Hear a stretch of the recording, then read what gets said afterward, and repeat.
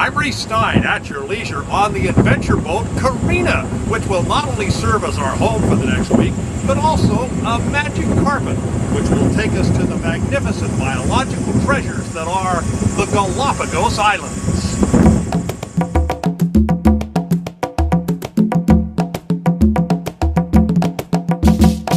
We have bought a commercial tour with 11 other Americans. Buenos tardes! And our guide.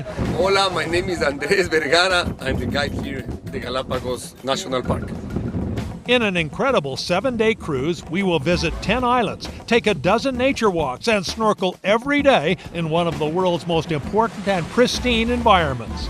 This is no luxury cruise. This is adventure travel aboard a small ship that rocks and rolls during crossings. No pool, no casino, but it's comfortable, and the food is first-rate Ecuadorian fare, although the coffee was a disappointment. We travel mostly at night, then board small dinghies to visit the islands. This is an Ecuadorian national park, and nobody goes ashore without a park-certified naturalist like Andres. Charles Darwin's 1835 visit here spawned his discovery of evolution, partly by noting that each island has unique species of the same animal, something we witness here every day. The Galapagos is a land of dragons. Here on South Plaza Island, the iguanas are land animals, large with yellow heads and legs.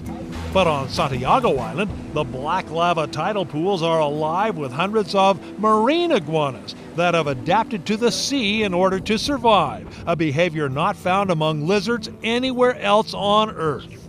And on Española Island, the marine iguanas have evolved with red on their sides. All have a common ancestor.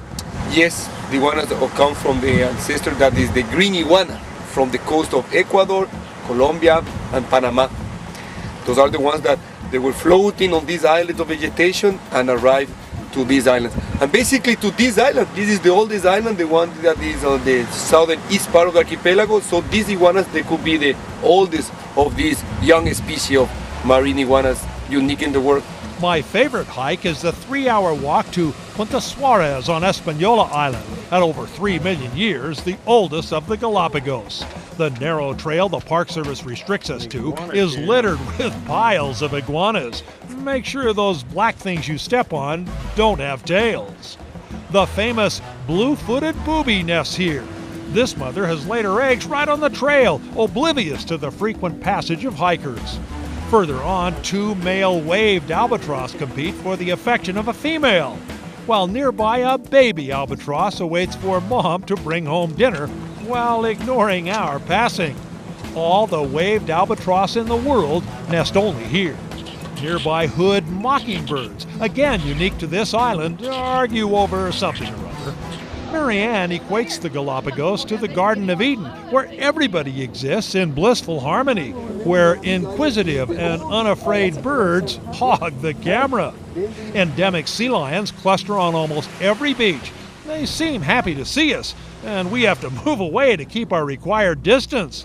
And look out when it's time for the youngsters' swimming lesson.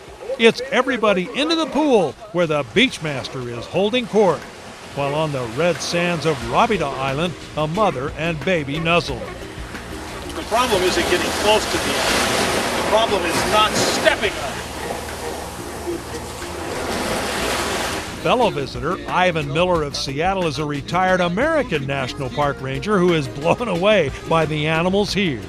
Well, wildlife is really special because it's found such concentration and unafraid of any of us, so it obviously hasn't been interfered with. It's in its natural state, which is really the way to view it, not some artificially managed place where things fall according to a script. Here they're doing their own thing and ignoring us and having a wonderful time just as we are. But if one critter says Galapagos, it is this guy.